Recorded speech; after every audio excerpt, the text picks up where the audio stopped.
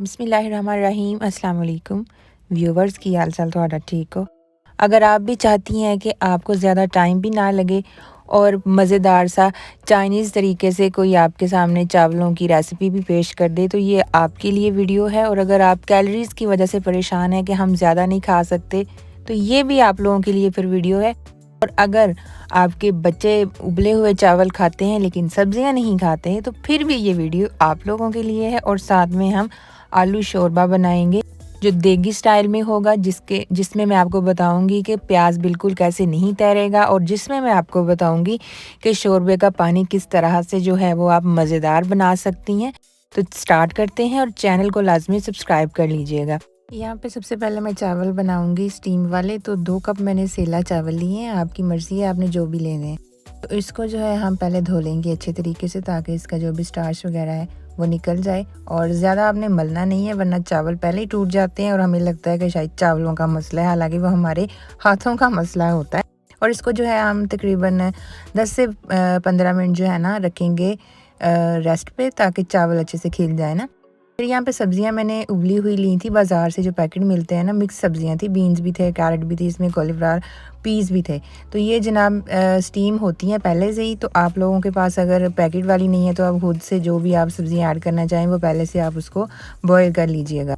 तो बहुत ज़्यादा ओवर कुक नहीं करना, ठीक है। यहाँ पे मैंने 1.5 लीटर पानी में 1 खाने का चम्मच नमक, 1 दालचीनी का टुकड़ा और 2 मैंने मोटी इलायची शामिल कर दी हैं।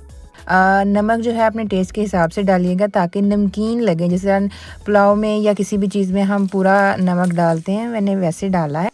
और जैसे ही पानी थोड़ा सा गर्म हो ना, तो जो हमने चावल भिगो के रखे थे 15-20 मिनट के लिए, वो इसमें शामिल कर देंगे। और मीडियम फ्लेम रहेगा, ठीक है।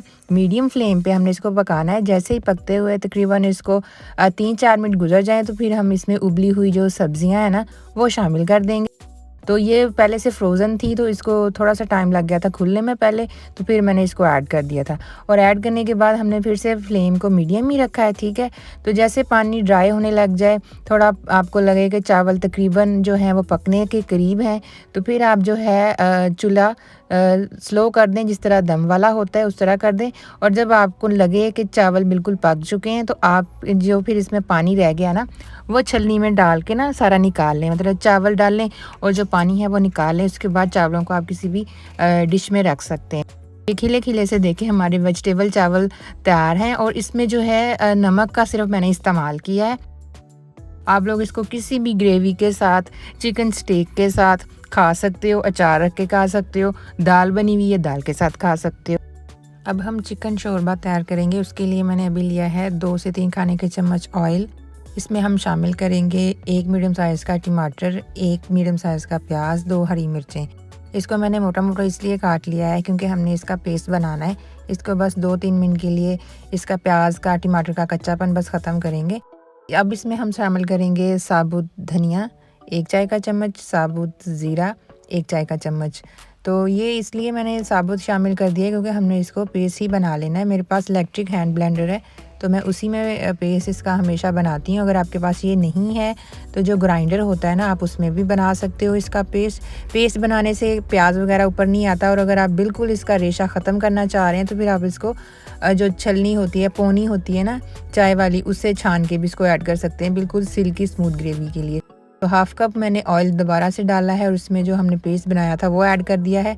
अब इसमें 1 खाने का चम्मच हल्दी और 1 चाय का चम्मच लाल मिर्च या हस्बे ज़ायका, और नमक इसमें हम शामिल करेंगे 1 चाय का चम्मच, या आप कम ज़्यादा कर सकते हैं। और इसमें हम शामिल कर देंगे लहसुन अदरक का पेस्ट, जो कि मैंने रखा हुआ था फ्रीज़र में। ये मैंने 1 खाने का चम्मच ऐड किया है। 1 इसमें मोटी इलायची और 1 दालचीनी का छोटा टुकड़ा। ये देगी टच लेकर आता है। ये दोनों चीज़ें बहुत खुशबूदार लगती हैं इसमें, ठीक है। फिर मैंने इसमें तकरीबन 300 ग्राम चिकन था बोनलेस, वो मैंने शामिल कर दिया और 1 आलू शामिल कर दिया।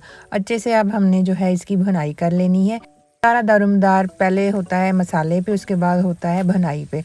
دیکھیں جب گھی مسالے سے الگ ہو جائے تو سمجھ آئیں کہ بوٹیاں ہماری گل گئی ہیں، پک گئی ہیں۔ پھر میں نے اس میں ڈال دیا ہے تقریباً 1 لیٹر پانی۔ جتنا آپ نے شوربہ رکھنا ہے اس سے 2 گلاس زیادہ پانی ڈالیں تاکہ اس کو 10 منٹ تک آپ بالکل ہلکی آنچ پہ پکائیں۔ اس سے کیا ہوتا ہے کہ شوربہ آپ کا تھک بنتا ہے، اچھا بنتا ہے، مزیدار لگتا ہے۔ اور جب پک جائے تو اس پین پہ گرم مسالہ تھوڑا سا ڈال دیں اور ہرا دھنیا، جو کہ اس ریسیپی کی شان ہوتا ہے۔ ہرا دھنیا ڈالنے کے بعد 1 منٹ کے لیے آپ کور کر دیں۔ زبردستی ہماری یہ چکن کی گریوی بھی تیار ہو گئی ہے، اور ساتھ میں ہم نے جو اسٹیم ویجیٹیبل پلاؤ بنایا ہے، یا اس کو آپ سمپل بوائل چاول بھی کہہ سکتے ہیں، وہ بھی تیار ہے۔